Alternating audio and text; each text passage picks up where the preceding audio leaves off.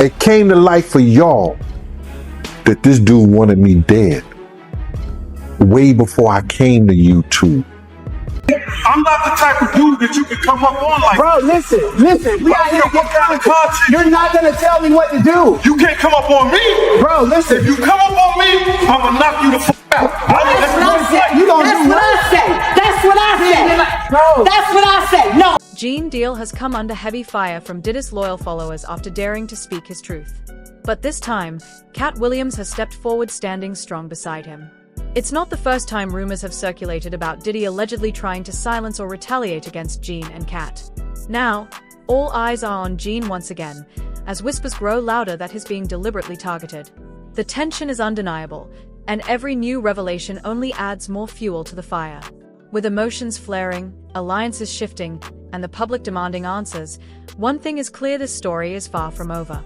In fact, the real truth may only just be starting to unfold. What did you do to him first inside the courtroom? Lady. What did you do to Mr. Gene Deal inside the courtroom right before my eyes? And why did I have to get in your face like this and tell you to step back from him? Why did I have to stand in front of Mr. Deal behind me and tell you to back up off of him? Because it was two men handling business. And then what happened? But what happened? That's for me to know. But what did you do? So why are you not telling the truth? My name is Candor. I'm transparent. I'm true. Look how you right here. C-A-N-D-O-R. With you, sweetheart. I can't. But you didn't have the same energy with him when he came outside either. When he came outside, he left. Man, get out of here. He left. He left, yo. What do you look like telling somebody to whoop my ass? He didn't tell him that. He wanted me in the dirt and was trying to rock me to sleep. Bonds, who once worked as Diddy's personal security guard, recently dropped a shocking revelation claiming that Diddy actually ordered his team to go after Gene Deal. And now, Gene himself has confirmed it. In a recent video, he opened up about living in constant fear, staying on high alert, moving cautiously, and avoiding certain places because he truly believes his life is in danger. Behind the scenes, the whispers are only getting louder that Diddy has been using his power to silence or intimidate anyone brave enough to speak out. The message is chillingly clear. Gene is being watched, targeted, and possibly made an example of, as a warning to anyone else who dares to reveal the truth. Dude wanted me dead way before I came to YouTube.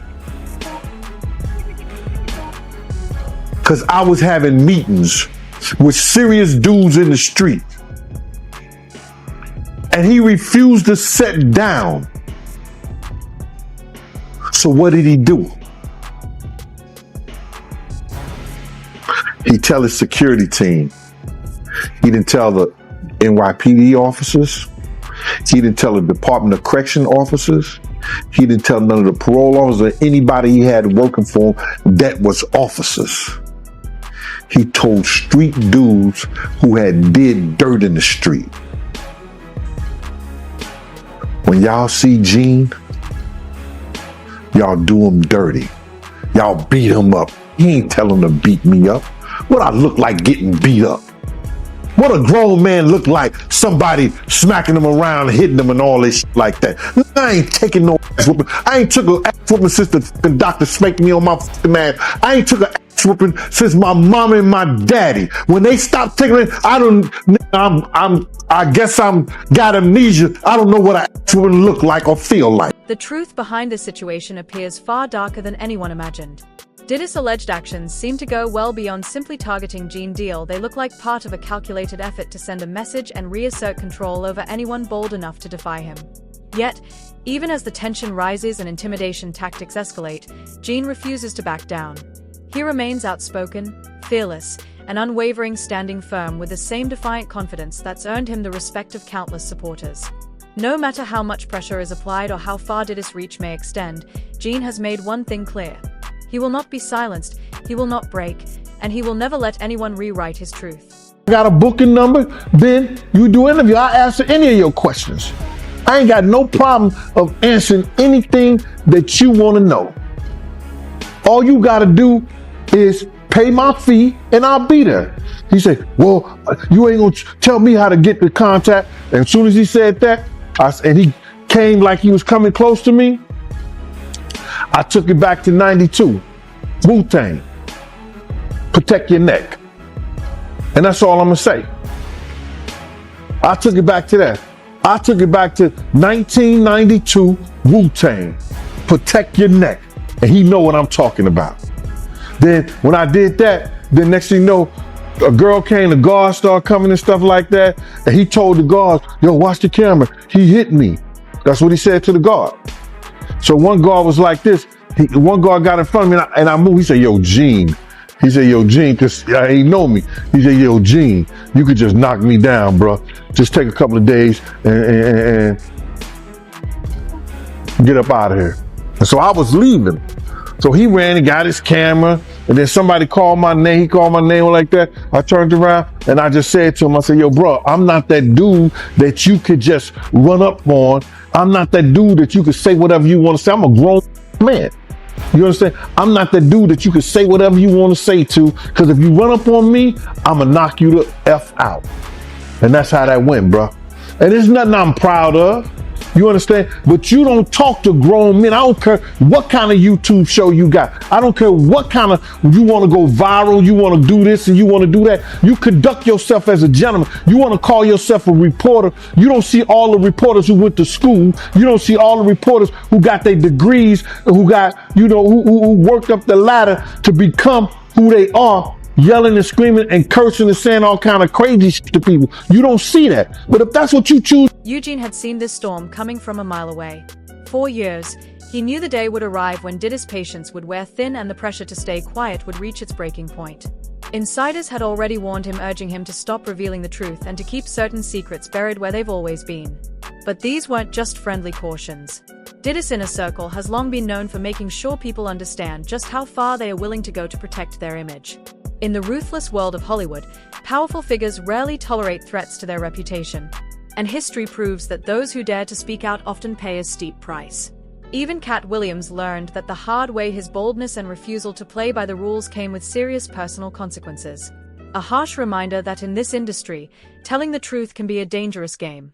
Cool, man. How you doing? I'm cooler than a fan. They took my children from me. Yeah, I mean, how terrible is that? I did want to ask. The cops, allegedly found some guns and. Yeah, they always find guns. I never leave without a girlfriend. I'm on the middle of an interview, sir. Sorry about. They found guns and drugs now. Drugs? That's what it was reported. Sir, you can look at my paperwork. There was no drugs. Weed is not a drug. Yeah. I mean, do you think that's safe for kids to be around guns and stuff like that? I mean, I'm just curious. How do you keep this kid safe without guns? They were in a lockbox that the police broke. Oh, okay, yeah. I mean, saying, if the police come in and raid my place and break into my gun boxes, you're gonna find guns. But these aren't. Well, I'm not in a gang. What difference does it make? Now, you were actually stopped for this and let go because you have a license for it. No, right? This is their 9th time coming to my house. The problem was this time they came to my office and took my kids from an office, not from my house, from an office. So now when I can't have my kids at my office, that's an issue. I must be the most terrible black dude. Katt was still wearing Kevlar to bed. To bed. I would get in bed with him at night and he would have Kevlar on. What? In bed. Bonds revealed that Diddy's been targeting Gene Deal as far back as 2008, long before any federal investigations or public scrutiny began. By then, Gene had already spoken out about what he'd witnessed behind the scenes. The behavior, the control, and the secrets Diddy fought to keep buried. That's exactly why Gene walked away. He knew too much, and Diddy saw him as a threat. Ever since, Gene has refused to stay silent, continuing to speak his truth no matter how much pressure or intimidation he faces. If y'all see Gene, I'm telling y'all, man, somebody better punch him in the face. Somebody better do something to him, man. He out here doing this, that, and we be like, all right. Okay, so when was this? Because was Gene doing interviews at this point? Yeah, we talking like 2008, 2009. Gene was spreading the word. You know, Gene was always bad-mouthing Gene. Wait, hold on. Vlad TV started in 2008, 2009. YouTube was really early. No, he wasn't doing YouTube and stuff. He was going around talking a lot. And we all from Harlem. So he was just talking a lot of shit. And it's a small, Harlem is small. So what was Gene Deal saying during that time? What did you hear? He basically was talking about Puff and woman that was going on with him and Kim. Puff being gay, you know, with him and Usher, shit like that. He was talking the same shit Diddy's talking now on a major scale, but he was spreading it around Harlem. Okay. So it was basically a thing where, yo, if y'all see that, man, I'm telling y'all better hear he got hands put on him, this, that, and the other. But It was revealed that another creator reporting on Diddy was confronted by his supporters right outside the courthouse. They warned her that Diddy would be coming after her next, a clear attempt to intimidate her into silence.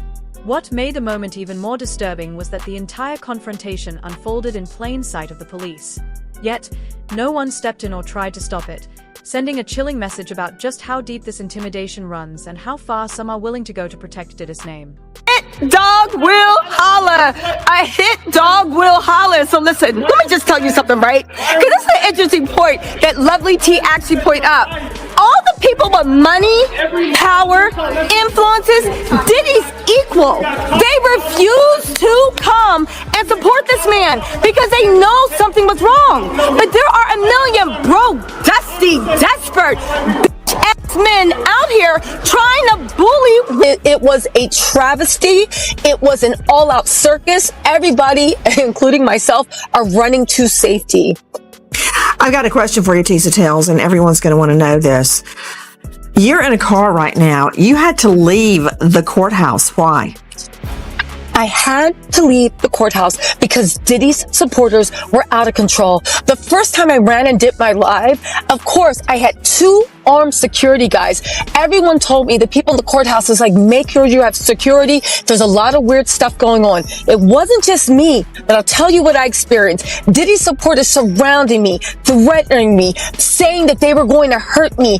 It was a serious situation. It got so bad and there was so much chaos and violence that they actually had to lock the courtroom down and force the Diddy supporters across the street. It was something myself, the news media, mainstream media, new media have never seen in their lives. The level, and again, the jurors, I hope to God they know how to sleep at night. Because again, I'm sure they did their duty. But when all that chaos was happening, as I was being threatened and ushered out by armed security people, I thought, this is what the jury did. They sent a signal that it is okay to use violence. It's okay to drug people up. It's okay to live a life of debauchery.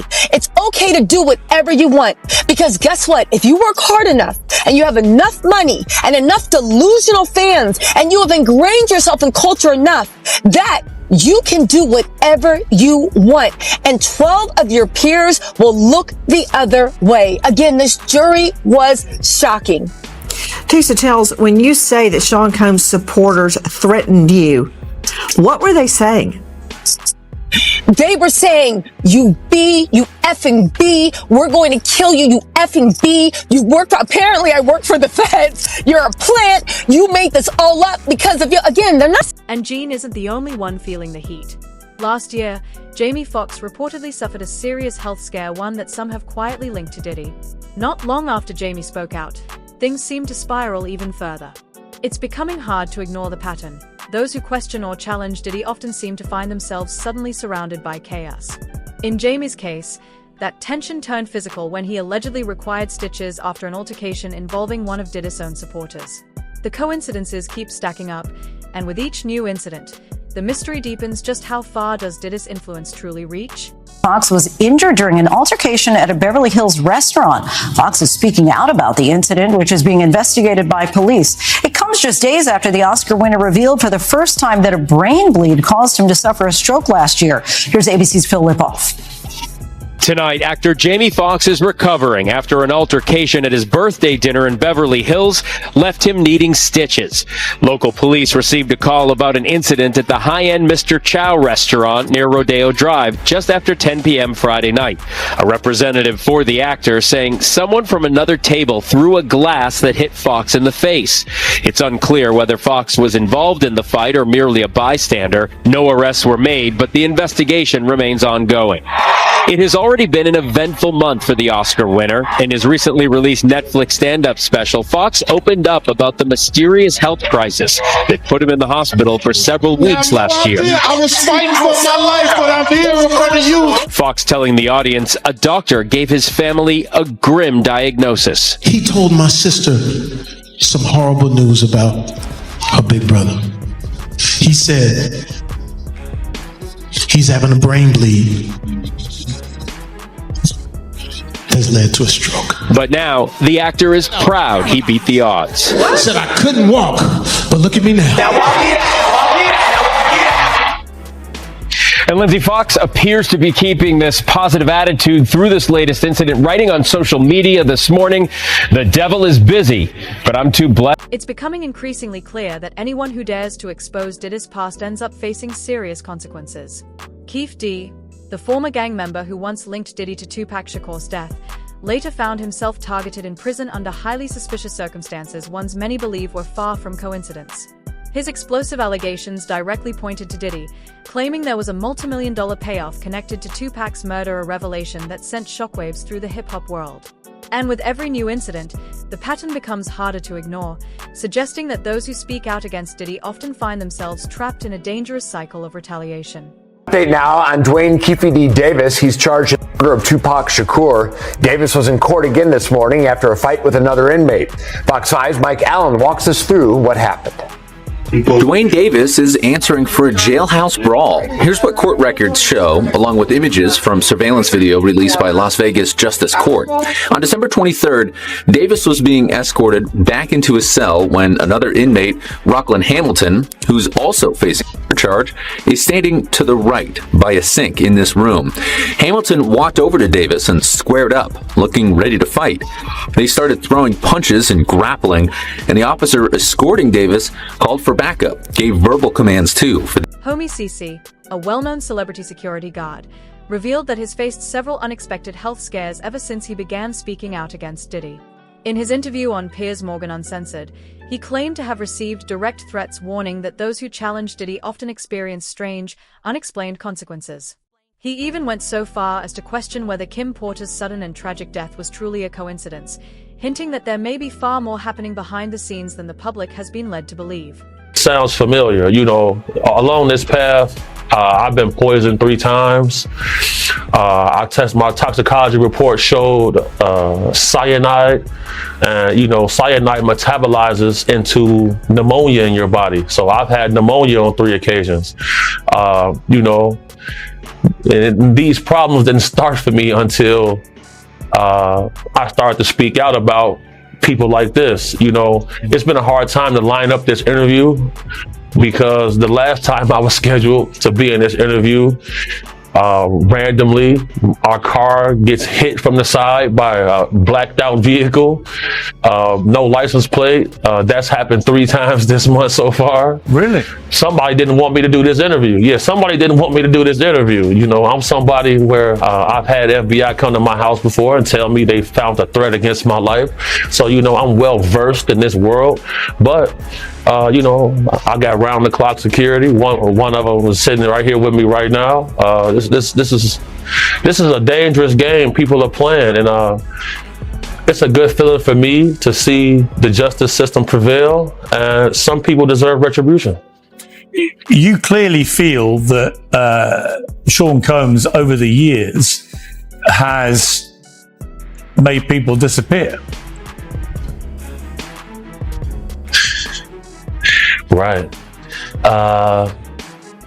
Well, Pierce, let me ask you a question.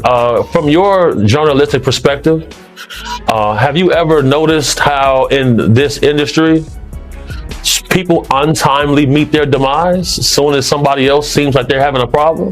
Have you ever seen that before? Well, there was, of course, the case of one of his other ex-girlfriends, Kim Porter, who died of pneumonia at a very young age. You just referenced your own situation with pneumonia that you believe was deliberate poisoning. Do you believe that may be what happened to her?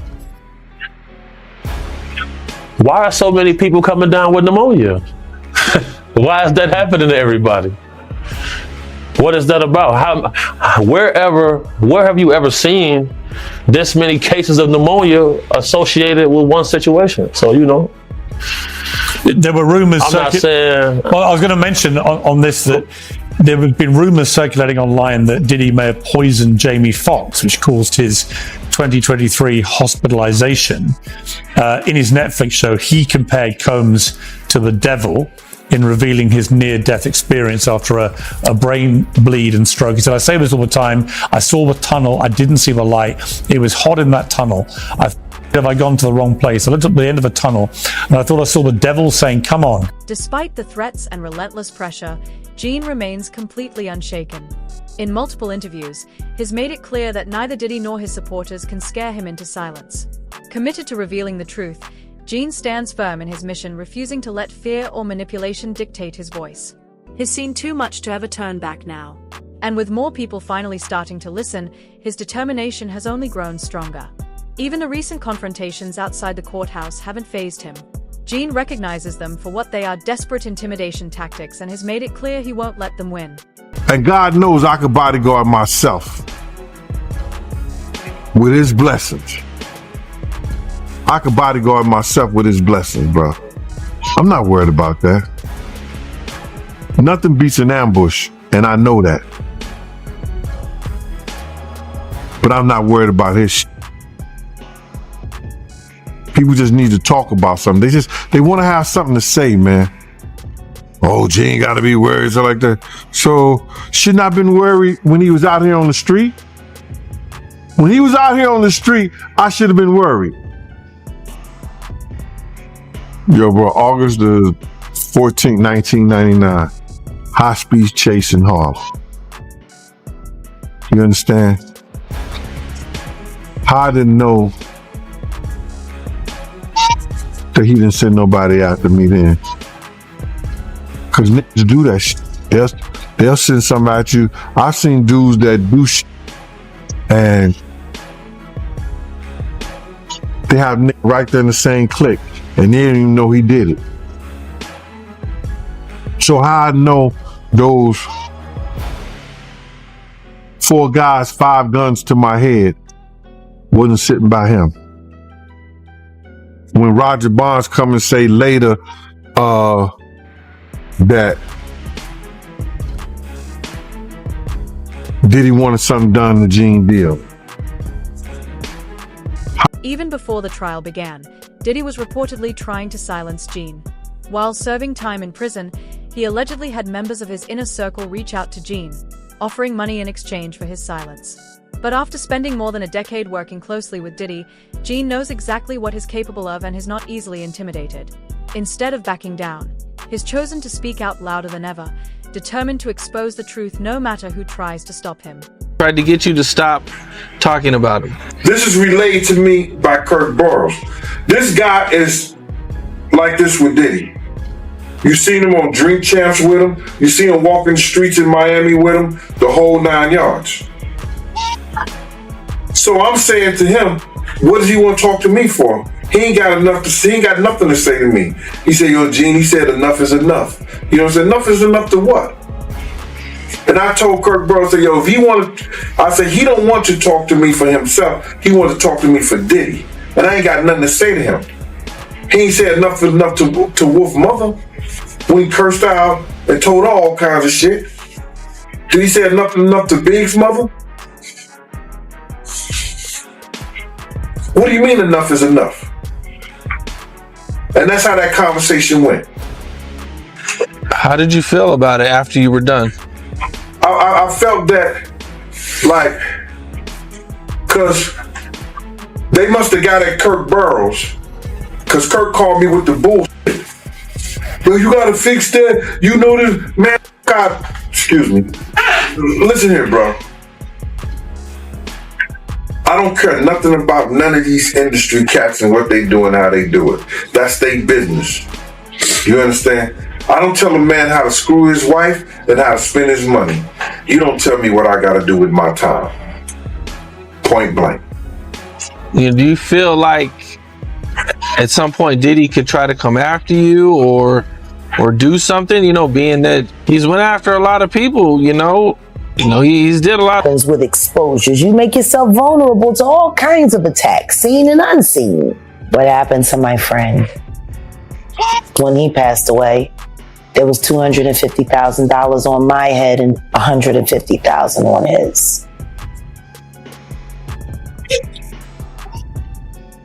But what if I had decided to go back with my head held low and said, Sean, I'm willing to play the game. And then found a way to get inside of him and move him around. Reports indicate that Diddy has been actively targeting anyone brave enough to speak out against him, fostering a climate of fear and intimidation. That's why Gene Deal began receiving quiet warnings from people close to him. They understood the danger of challenging someone as powerful and well-connected as Diddy. Yet, despite the growing tension and repeated cautions, Gene refuses to back down. He remains steadfast in his decision to keep revealing the truth, no matter the risks that come with it. Came out to his former bandmate from Dirty Money. She called the other group member Dunn 58 times, trying to get her to stop the lawsuit against Diddy. She ain't the only one he was trying to get in contact with. You understand? He sent somebody through somebody else to try to get in contact with me, telling me enough is enough. Oh, okay. You tell Big Mama that enough is enough. You can't tell Wolf Mama enough is enough. You tell D Ferg Mama enough is enough. You understand? You tell all those people who supported you and they survivors enough is enough. You didn't tell me about this. So he tried to get somebody to reach out to you? No, I got a phone call from Kirk Burrows. And Kirk Burrows, and I ain't gonna even get this guy no play. Not Kirk Burrows, but one of the Puff dudes that I know that's real close to him said, Kirk told me, yo, he want to reach out to you, Gene. He want to speak to you. I said, speak to me for what? What do you want to speak to me for? If he's trying to speak to me, it's for Puff. Point blank. I know the dude. I know how close he is to Puff. He's been with Puff from day one. So he ain't got nothing to say to me, bro. But Kirk Burrows did say to me that the dude said enough is enough. When do it becomes enough? Just go ahead and move out the country, baby. Pack a little white guy up. Get on out of here. Go protect your family. Because if you think Sean and he done beat it and you got 30 out of them, at the least, me personally, at the least, I would get your boyfriend every time somebody see him. Like I wouldn't have to be there. So I'm telling you, if I would do that, I don't know, you know Sean better than me. Cassie. So you believe that Diddy, he'll try to harm Cassie if he get up? I think so. I'm not trying to, man, it's hard because I don't know what Sean's getting out. I don't know what Sean is getting out of prison. I don't know if Sean is reformed. You get what I'm saying? Like, I don't know if Sean's gonna get out more arrogant now that you just beat the feds. You see his kids dancing around. They don't look grateful. They look like, yeah, we gonna keep winning. That's not the attitude I would be giving. When I beat my case, when I walked out on my case, I dropped to my fucking knees. I didn't want to be around nobody. I'm happy as shit. I'm not celebrating blowing up in the law face because I know I was just fucking crying, begging God. Nobody was in there with me. I was begging him. So how I look like to get out here and act like some macho hero, like I wasn't just being a little bitch on my knees for my father to save me when nobody else would. So I don't know what P. Diddy getting out. But me, personally, you took 30 million from me, I would advise you to get, I would get out and tell you. Diddy's once untouchable empire is now under immense pressure, as the very people he allegedly tried to silence are speaking out louder than ever. What were once dismissed as whispers and rumors are now being reinforced by evidence and first-hand testimony, turning speculation into undeniable claims. The walls are closing in, and the truth is starting to come together piece by piece. But this story is far from over. In fact, it's only just beginning. Stay tuned, hit that subscribe button, and keep watching because the next chapter is about to uncover even more shocking revelations.